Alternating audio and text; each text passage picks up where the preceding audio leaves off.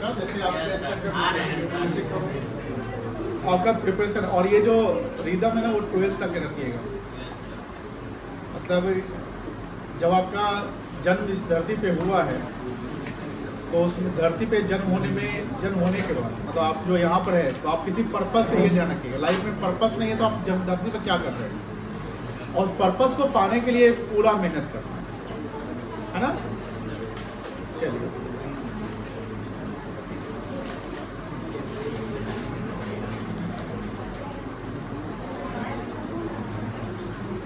Lecture आज का 3 चलेगा ना बेटा।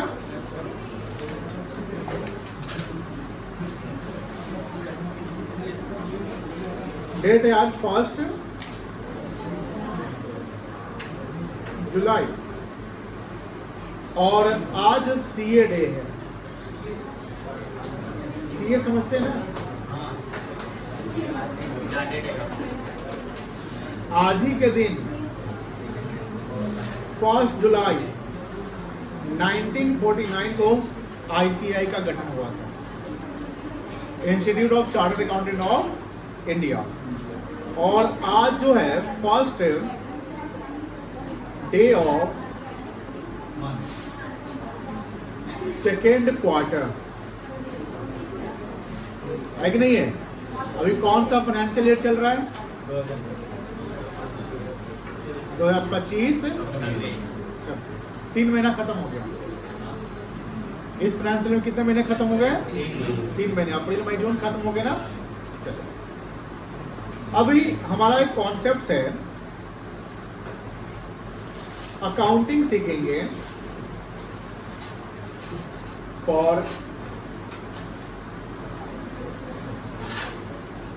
Discount. Accounting for discount. Discount समझते होंगे कि किसी वैल्यू को हम कम कर देते हैं, इधर वो पेमेंट कर रहे हो या अमाउंट रिसीव कर रहे हो। तो डिस्काउंट जो है वो 2 प्रकार का होता है। डिस्काउंट कितने प्रकार का होता है? 2 प्रकार का होता है। एक डिस्काउंट होता है जिसको बोलते हैं trade discount. Trade discount generally trader के बीच में होता है। किसके बीच होता है बेटा? ट्रेडर के बीच में होता है। ट्रेडर इन द सेंस कि जैसे होलसेलर हो गया, रिटेलर हो गया। आप बीएसटी को पढ़ रहे होंगे, वहां पर ध्यान दे रहे होंगे कि ट्रेड मतलब जहां व्यापार होता है, ट्रेड में होलसेल और रिटेल आता है। ऐसे तो एक्सटर्नल ट्रेड भी होता है, जानते होंगे, एक्सपोर्ट इंपोर्ट। बट यहाँ पर हम एक 11th में है अकाउंटिंग, हम प्रोप्राइटरशिप का सीख रहे हैं। इसका मतलब यहाँ पर होलसेलर रिटेलर को ही थोड़ा सा माइंड में भर के चलेंगे।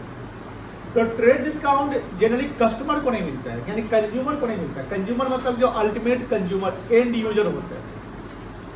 रिटेलर भी कस्टमर होता है, बायर होता है, बट वो एंड यूजर रिटेलर नहीं होता है। बिकॉज रिटेलर जब सामान खरीदता है तो वो फिर क्या करता है, आगे पास ऑन करता है ना, कंज्यूमर को बेचता है ना। तो retailer is the buyer, but retailer is the buyer for resale. वो ट्रेड के लिए बना है, वो खरीद रहा है और बेच रहा है। तो ट्रेड डिस्काउंट जनरली ट्रेडर के बीच में होता है, जहां पर ट्रेड डिस्काउंट इधर कैश सेल, कैश परचेज और क्रेडिट सेल, क्रेडिट परचेज, यानी परचेज या सेल, चाहे वो कैश में हो या क्रेडिट में हो, किसी भी तरीके से हो, लिस्ट प्राइस ऑफ गुड्स पे वो चार्जेबल होता है। लिस्ट प्राइस, जो गुड्स का लिस्ट प्राइस, जैसे मान लो जब हम एज ए कंज्यूमर कोई सामान खरीदने जाते हैं, कोई बिस्किट खरीदे, कुछ भी खरीदे, तो उस पर एक प्राइस टैग लिखा रहता है, जिसको एमआरपी बोलते हैं। क्या बोलते हैं? तो एमआरपी का फुल फॉर्म होता है मैक्सिमम रिटेल प्राइस। क्या फुल फॉर्म होता है? Maximum retail price. तो मैक्सिमम रिटेल प्राइस का मतलब हुआ कि एक रिटेलर उस सामान को उससे अधिक में नहीं बेच सकते। ये इलीगल एक्ट माना जाता है। कोई भी प्रोडक्ट एमआरपी से अधिक में नहीं बिकता है। हाँ, कुछ सिचुएशन आता है, जैसे मान लो कि कोई गया हिली एरिया, हिली एरिया समझते हैं ना।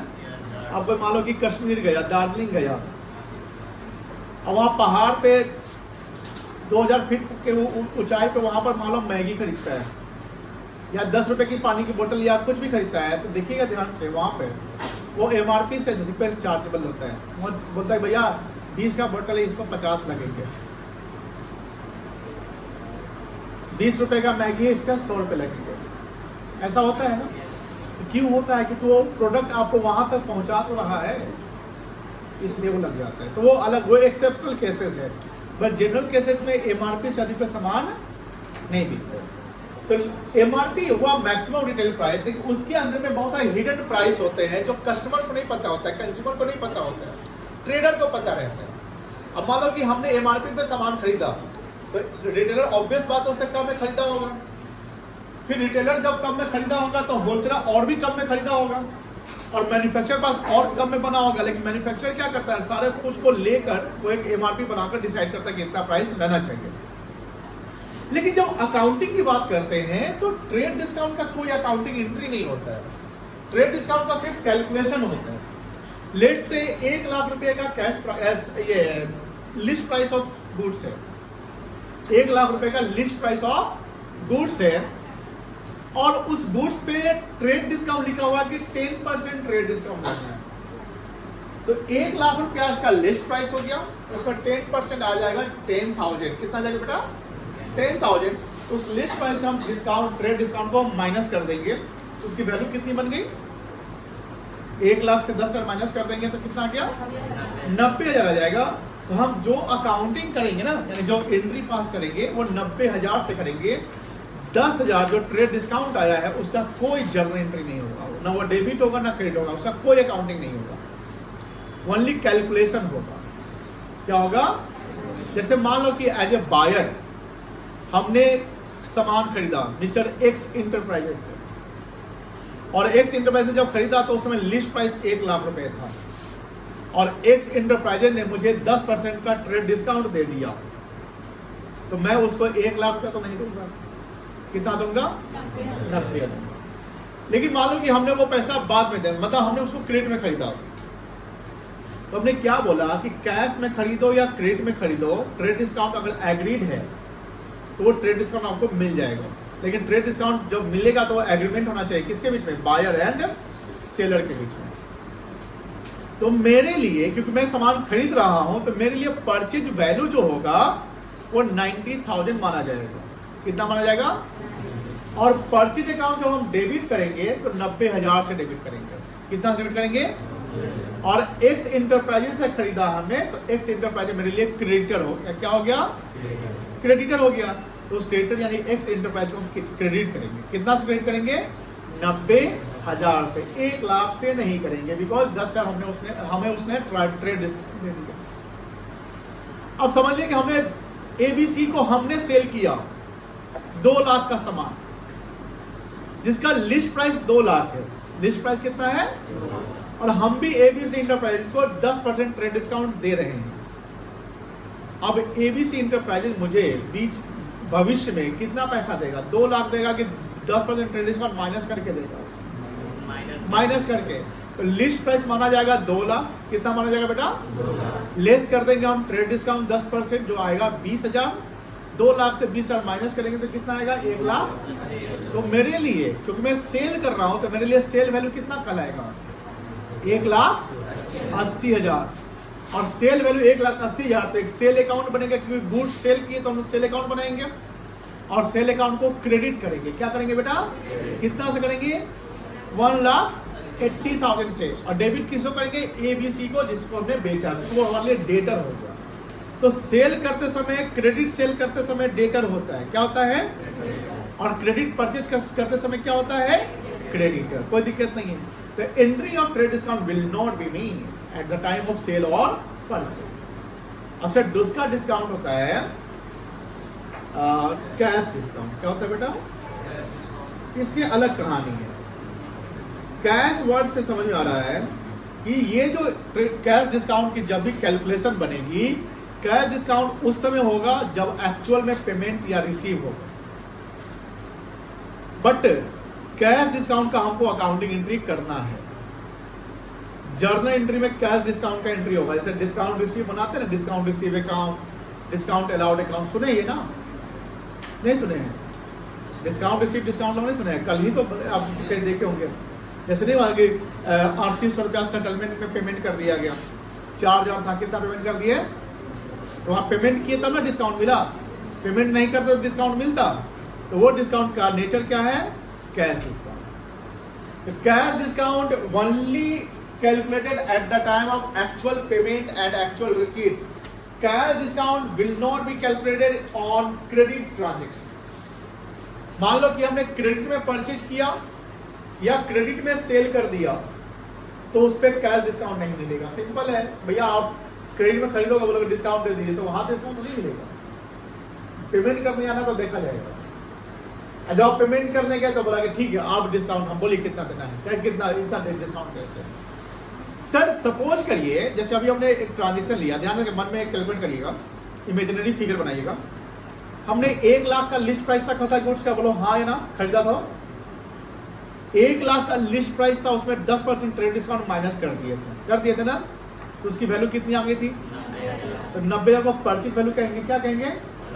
अब सपोज करिए कि हम पूरा पेमेंट इमीडिएटली कर रहे हैं और मेरा जो सप्लायर बोलता है कि ठीक है 5% कैश डिस्काउंट हम दे देते हैं, तो पूरे 90,000 पे 5% जो आएगा 4500, 4500 आएगा. कितना आएगा? वो मेरे लिए डिस्काउंट रिसीव होगा क्योंकि हमको डिस्काउंट मिल रहा है. तो मैं उसको 90 पेमेंट नहीं करूंगा, तो मुझे 5% छोड़ रहा है ना. 4500 आ गया, तो 90,000 माइनस 4500 कर लेंगे तो कितना बनेगा? 85,000. वही पेमेंट हम उसको करेंगे. समझ में आ गया? सर दूसरा कॉन्सेप्ट, मान लो कि हमने बोला कि भैया ऐसा करते ना, हम आपको आधा पैसा देते, आधा भविष्य में बाद में दे देंगे. यानी हम 45,000 देने की बात कर रहे हैं और कैश डिस्काउंट 5% है. कितना परसेंट है? मुझे बताइए क्या पूरा 90,000 पे मिलेगा कि 45,000 पे मिलेगा? नहीं समझे? मेरी परचेज वैल्यू कितनी है? 90,000. कितनी है बेटा? और हमको पेमेंट 90,000 करना है.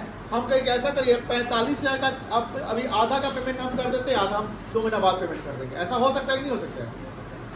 प्रैक्टिकली ऐसा पॉसिबल है कि आप पैसा कुछ पार्ट पेमेंट करें, पार्ट पेमेंट आप फ्यूचर में करेंगे. ऐसा पॉसिबल है? एकदम है. बिजनेस में हर चीज पॉसिबल होता है. तो जब आप पार्ट पेमेंट कर रहे हैं 45,000 की बात कर रहे हैं, तो वहां कैश डिस्काउंट का कॉन्सेप्ट है 5% का. तो क्या पूरे 90,000 पे कैश डिस्काउंट मुझे मिलेगा कि 45,000 पे मिलेगा?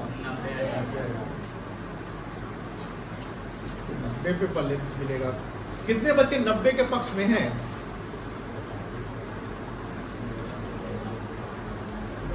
एक बच्चा है. सब बोला है लेकिन हाथ नहीं उठा रहा है. बोलो ना. देखो कॉन्फिडेंस यहीं पे आता है कि आपके अंदर में डर नहीं है. आप गलत बोले कि डर नहीं, सर हम 90 के पक्ष में है एकदम. ऐसा है? कितने बच्चे 45,000 के पक्ष में हैं? कुछ बच्चे हैं. देखिए हमने अभी जस्ट बोला कैश डिस्काउंट, सुनिए ध्यान से, कैश डिस्काउंट तब मिलेगा जब आप एक्चुअल पेमेंट या रिसीव करोगे तब. आप मुझे बताओ कितना एक्चुअल पेमेंट करने जा रहे हो, तो छूट आपको कितना पे मिलेगा? ऑब्वियसली 45 से मिलेगा, 90 पे नहीं मिलेगा. भविष्य में जब 45,000 चुकाने आइएगा ना, उस समय मेरा मन देने का या नहीं देने का डिस्काउंट है कि नहीं है. तो जितना एक्चुअल पेमेंट या रिसीव कर रहे हैं उसी पे डिस्काउंट मिलेगा. उसको क्या बोलते हैं? Cash discount. But cash discount की हमको एंट्री करनी होगी. पेमेंट करते समय हमको डिस्काउंट मिलता है. पेमेंट करते समय हम डिस्काउंट लेते हैं तो उसको डिस्काउंट रिसीव कहेंगे. क्या कहेंगे? और डिस्काउंट रिसीव हमारे लिए इनकम होगा. क्या होगा बेटा? इनकम. और इनकम क्रेडिट होता है कि डेबिट होता है? इनकम क्रेडिट होता है कि डेबिट होता है? क्रेडिट होता है. लेकिन जब हम किसी से कैश ले रहे हैं, पैसा ले रहे हैं, तो डिस्काउंट हम देंगे ना उसको, तो उस समय डिस्काउंट अलाउ कहलाएगा. क्या कहलाएगा? Discount allow. और डिस्काउंट अलाउ हमारे लिए एक्सपेंस होगा कि इनकम होगा? एक्सपेंस. और डेबिट होगा क्रेडिट होगा? डेबिट होगा. कोई दिक्कत नहीं है, नोट डाउन करिए.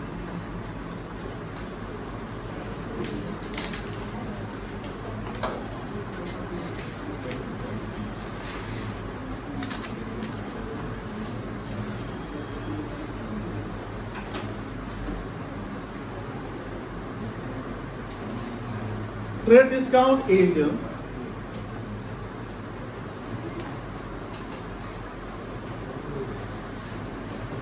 calculated on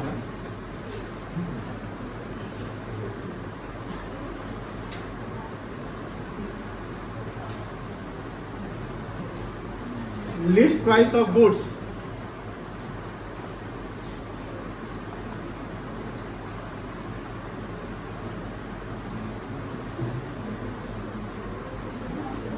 Trade discount is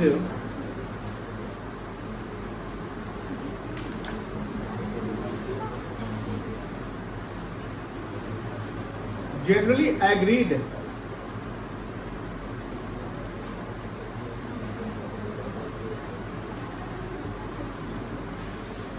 between traders.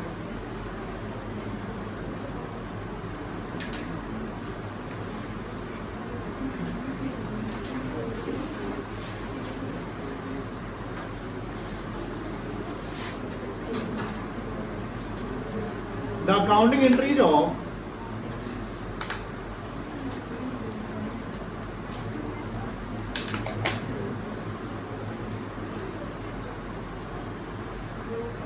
trade discount will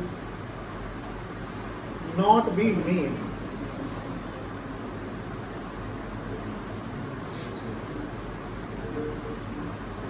only trade discount is calculated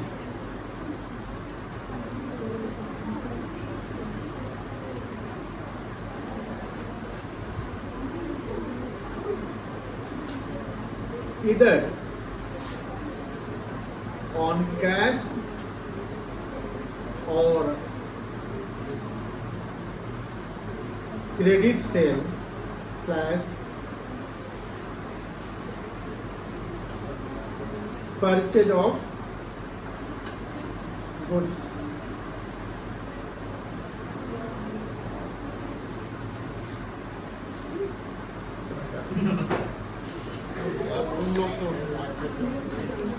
ध्यान देना चाहिए था।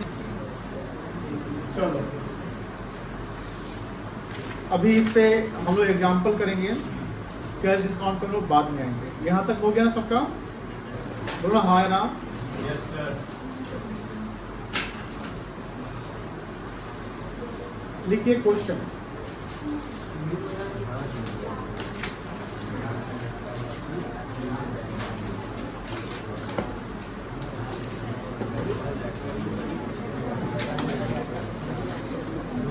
Record the necessary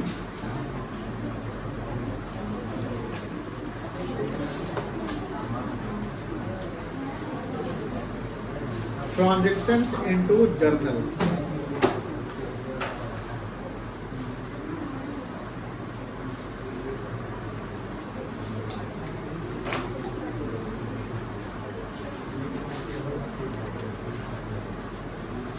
Commence business, पीछे बात नहीं करो। Business with cash.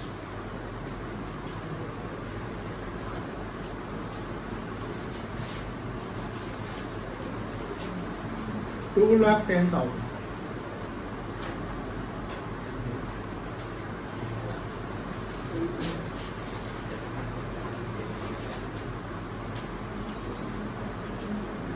Furniture purchase for cash.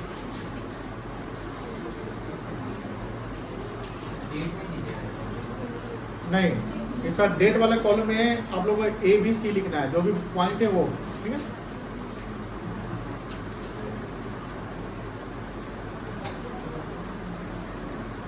Goods purchase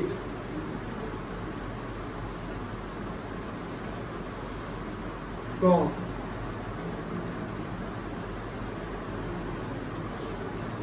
ABC Enterprises at list price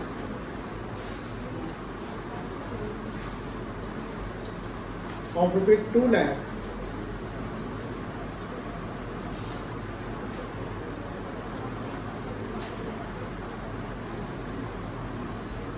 trade discount is 15%.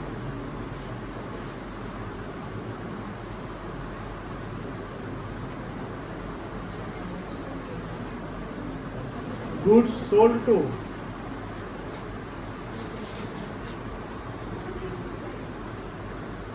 Avi Enterprises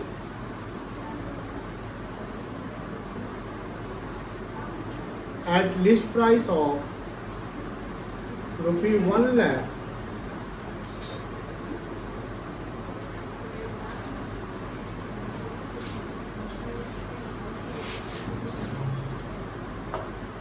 Trade discount is 10%.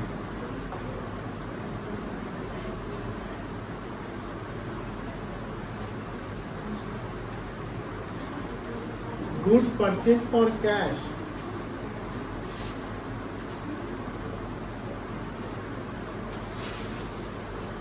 at list price of ₹1 lakh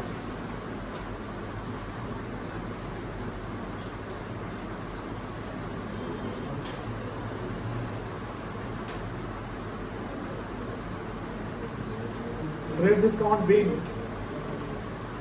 20%.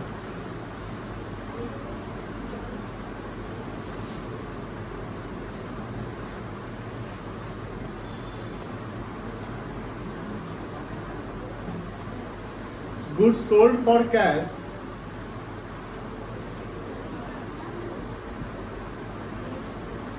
at list price of ₹90,000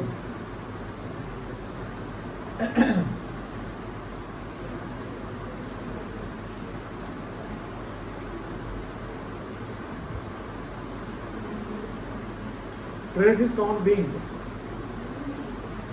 10%.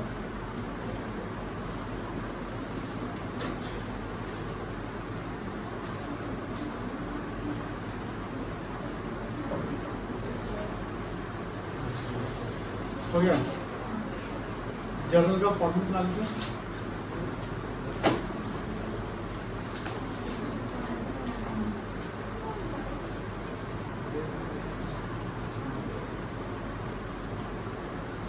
जो अलग का जो line दिखती है तो छोटा भी कीजिएगा तो चलेगा। एलेक्ट्रो हाँ चलेगा।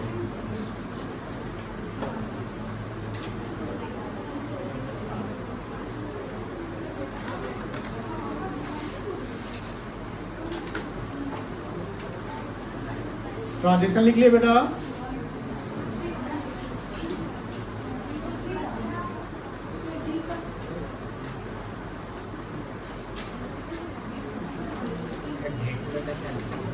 डेट में डेट लिखो, कॉलम वही बनेगा।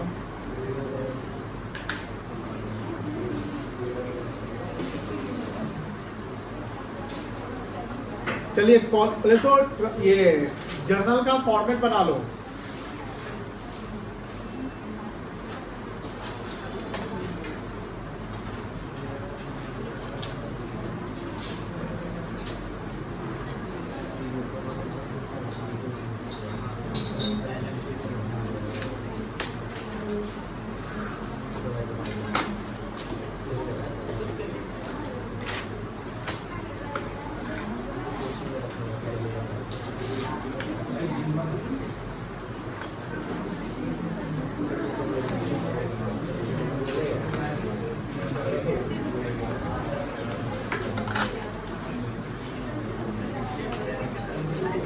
प्रियम इसको हेल्प करना फॉर्मेट में।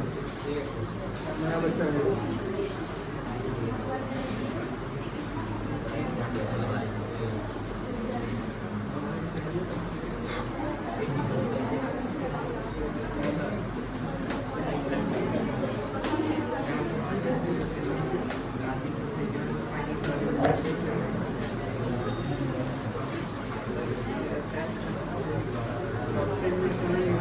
बन गया फॉर्मेट।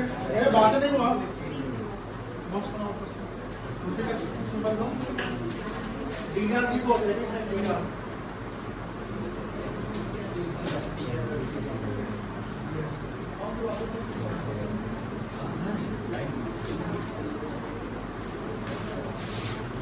ये बेटा इसे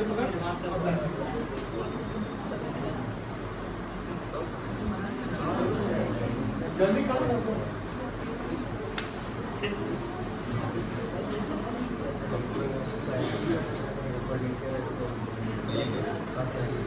पहला ट्रांजैक्शन का एंट्री हो जाएगा। चलिए देखिए बेटा, सबसे पहले ट्रांजैक्शन नंबर ए। अभी इस बार क्या है ना, क्वेश्चन में हमने डेट नहीं लिखा, क्योंकि ऐसे भी सवाल आएंगे जहां डेट नहीं होंगे तो फिर परेशान हो जाओगे।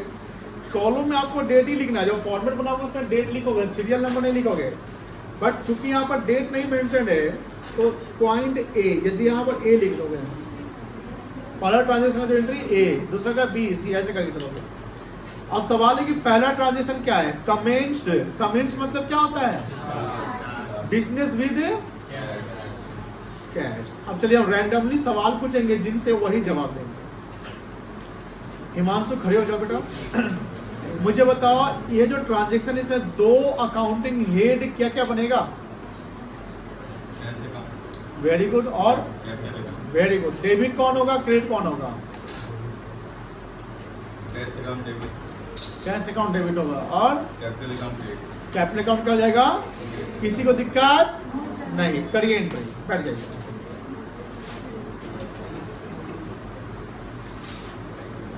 कैश अकाउंट करेंगे डेबिट, लिखेंगे 2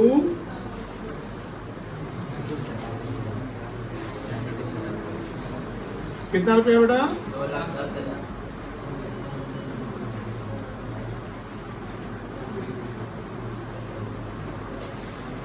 नरेशन लिख लोगे? क्या नरेशन हो गया?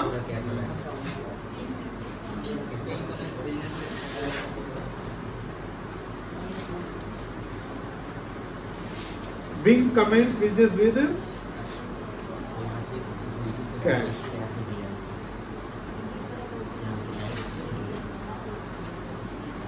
चलिए अब बी पॉइंट पे आ जाएंगे।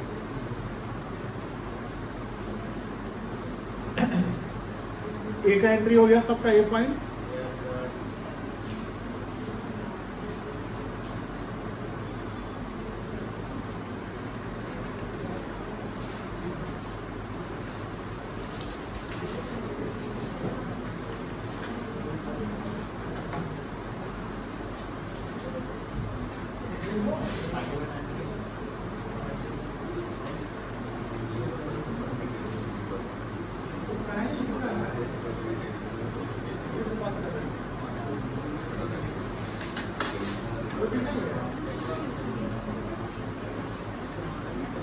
आगे चले बेटा।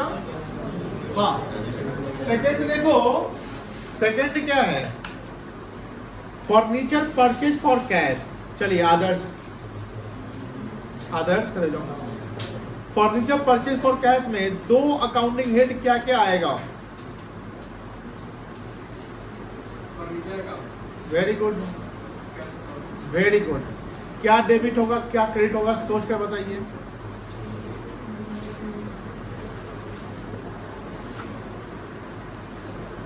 नहीं पता है? बैठ जाइए। अंकित बताओ बेटा, फर्नीचर अकाउंट और कैश अकाउंट जो हेड बना, फर्नीचर अकाउंट क्या होगा और क्यों कैश क्रेडिट होगा? आपसे कोई पूछेगा क्यों क्रेडिट होगा, क्योंकि देखो कॉमर्स में ना डेबिट या क्रेडिट यही कॉन्सेप्ट चलता है। डेबिट बोल दो, कहीं तुक्का में भी लग जाता है, बट सवाल ये कि कैश क्रेडिट क्यों होगा? एसेट घट रहा है, वेरी गुड। अगर एसेट घटता है तो क्रेडिट करते हैं, और एसेट बढ़ता है तो क्या करते हैं? या फर्नीचर का वैल्यू बढ़ गया और कैश का वैल्यू क्या हो गया? बैठ जाइए, बहुत अच्छा जवाब दिया। चलिए एंट्री लिखिए।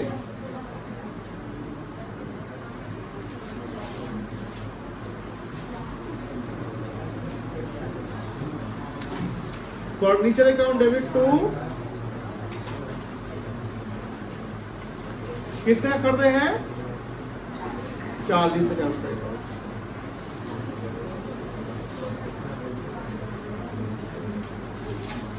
नरेशन लिख लोगे?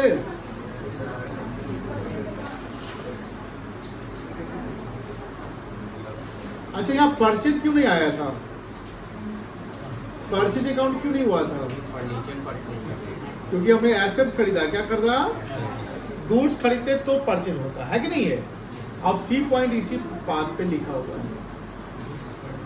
देखिए सी पॉइंट, देखिए ध्यान से, गुड्स परचेज, तो अकाउंटिंग एट परचेज अकाउंट आ जाएगा। यहाँ लिखा हुआ था फर्नीचर परचेज, तो दोनों जगह परचेज लिखा हुआ है, बट एक जगह आप एसेट्स खरीद रहे हैं, एक जगह गुड्स खरीद रहे हैं। जब गुड्स खरीद रहे तो परचेज अकाउंट आएगा, एसेट खरीद रहे तो एसेट्स का नाम आ जाएगा। अब सवाल है कि गुड्स परचेज किए एबीसी इंटरप्राइजेस से, और यहां लिखता है at least price 2 lakh, list price trade discount 15%। मुझे बताओ यहाँ परचेज वैल्यू कितना होगा? रवि रंजन, कौन है रवि रंजन? तुम ही ना रवि रंजन? रवि रंजन आप बताइए सी पॉइंट में परचेज वैल्यू कितना होगा? ध्यान से पीछे कॉन्सेप्ट को फोकस करना है, निकालिए। चलिए उत्कर्ष आप बताइए परचेज वैल्यू कितना होगा? 70,000। रौनक आप बताइए, निकालो कैलकुलेट करके बताओ। आप बताइए इसमें, हाँ कैलकुलेट करो। तो बताओ भूमि 30,000। सवाल पूछे हम परचेज वैल्यू तो बता दें ट्रेड डिस्काउंट। तुम बताओ सुमन 1,70,000। देखिए 5-6 के बाद एक छठा बच्चा बताया है, सही बताया। कोई 70,000 बोला था, कौन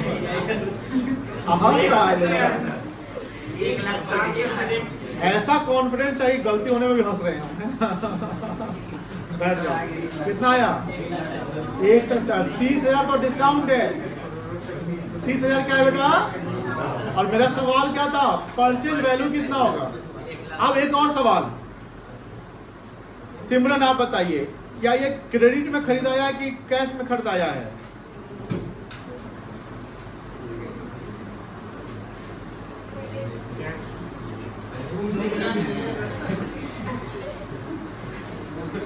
कैश में खरीदाया, ये बच्चा बोल रहा है। कैसे पता चला कैश में खरीदाया है? जब किसी पार्टी का नाम दिया रहा है सप्लायर का और वहां पर कैश का ट्रांजैक्शन मेंशन नहीं है, चेक से पेमेंट कैश में, तो क्या मानते हैं? ये बात बताए हैं? क्या बताए थे? अभी बताए, पहले बताए थे और अभी बताए, क्या भूल जाता है? चलिए क्रेडिट मानेंगे। अब मुझे बताइए 170 समझ में आ गया? कोई दिक्कत नहीं ना है?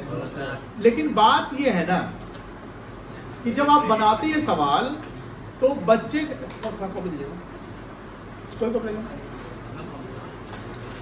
देखिए गलती क्या होती है और क्या नहीं करना है ये समझिए, क्योंकि गलती अक्सर होती है हमेशा। और अभी जो बता रहे ना इसके बाद भी आप गलती करिएगा, पता है। ये जर्नल का फॉर्मेट हो गया।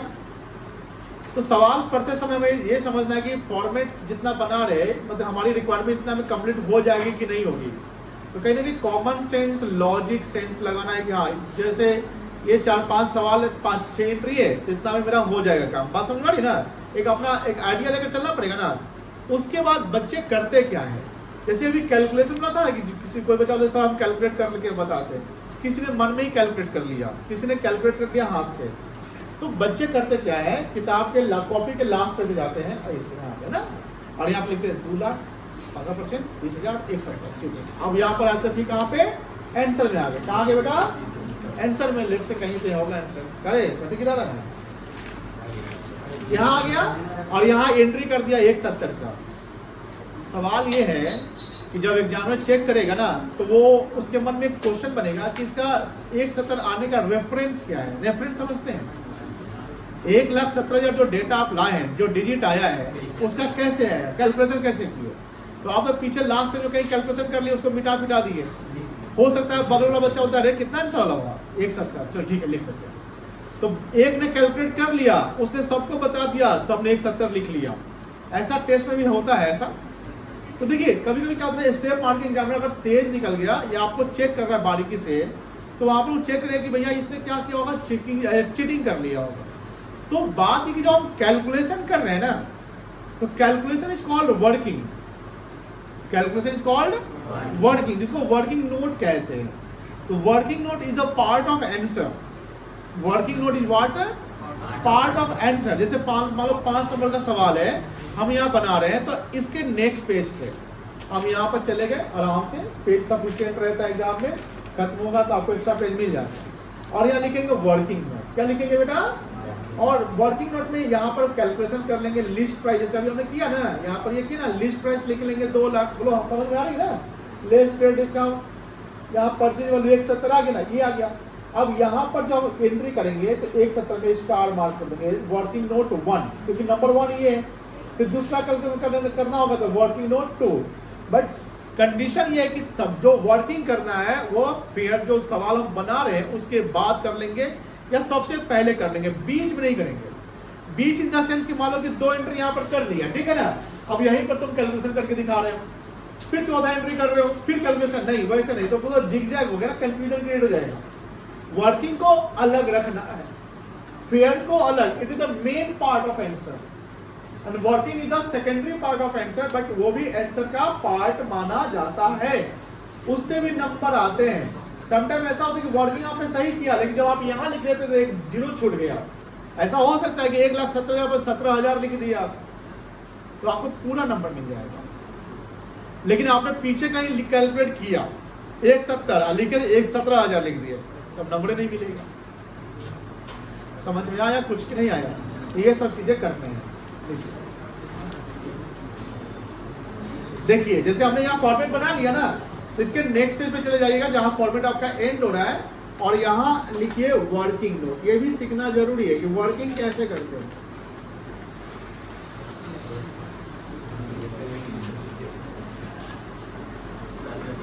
वन जहां फॉर्मेट खत्म हो रहा है उसके नेक्स्ट पेज पे जाइए, वो सब बात में करना पहले तो। अब यहाँ पर क्या लिखोगे? हमने खरीदा सामान तो पहले क्या लिखोगे बेटा? लिस्ट प्राइस कितना था? 2 लाख ना।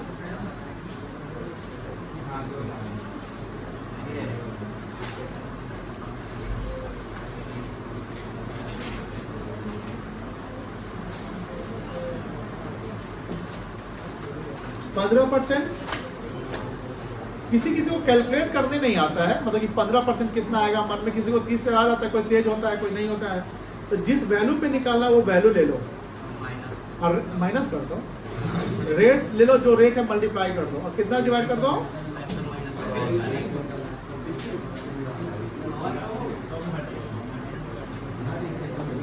अब ये कितना वैल्यू आ जाएगा?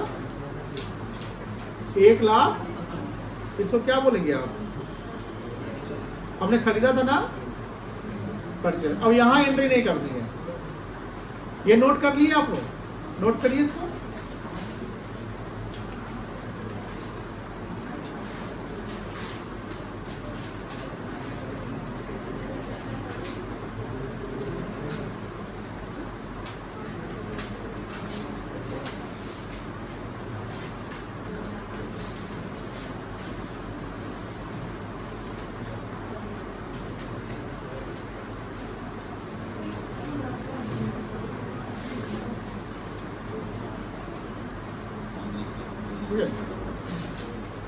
चलिए अब मुझे बताओ अकाउंटिंग हेड क्या क्या बनेगा सी पॉइंट का। चलो कौन बताएगा? ऋषि तुम बताओ, अकाउंटिंग हेड बताइए बेटा। परचेज अकाउंट यस, और ABC enterprise. Very good. ABC enterprise account. Entry बोलो, क्या एंट्री होगा? परचेज अकाउंट हो जाएगा डेबिट हाँ, और एबीसी एंटरप्राइज हो जाएगा क्रेडिट। बहुत अच्छा, लिखते हैं।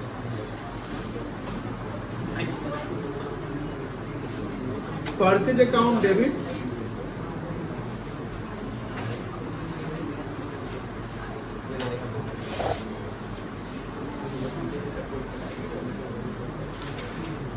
कितना रुपया होगा?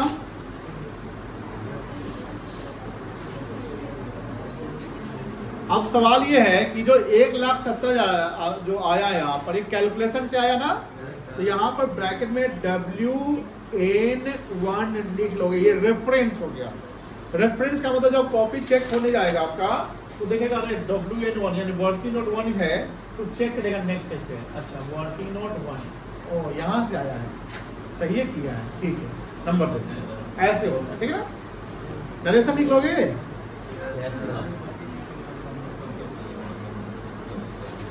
Being goods purchased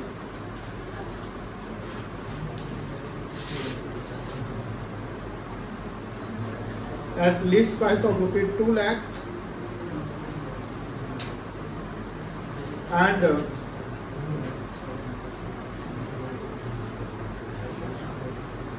trade discount is 15%। चलिए कर लीजिए।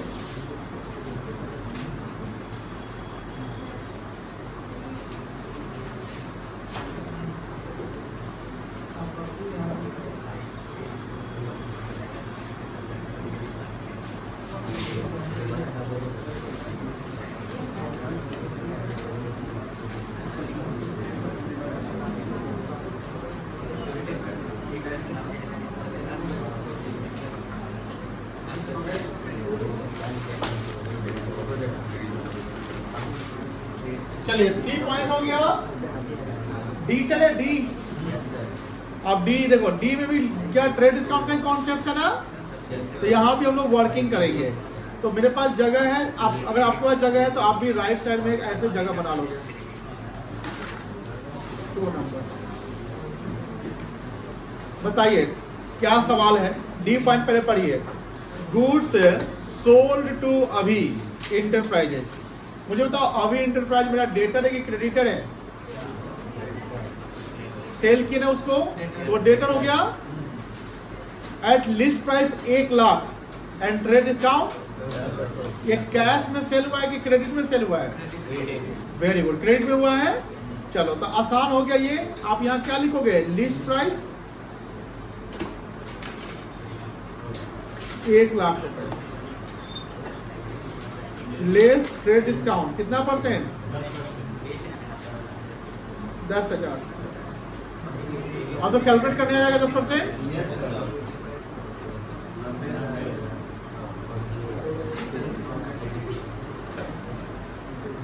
इसको क्या बोलोगे आप? परचेज वैल्यू की सेल वैल्यू? एंट्री हो जाएगा।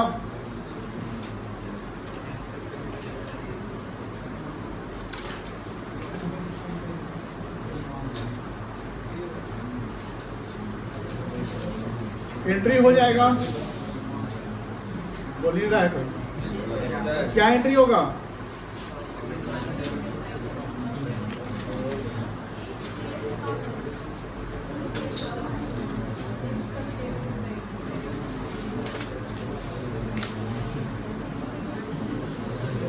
टू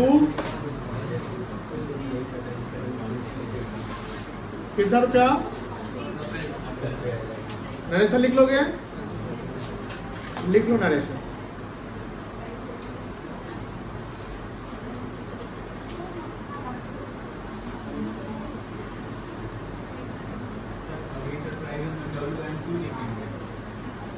हाँ वेरी गुड, W&2 लिख लो। बहुत अच्छा।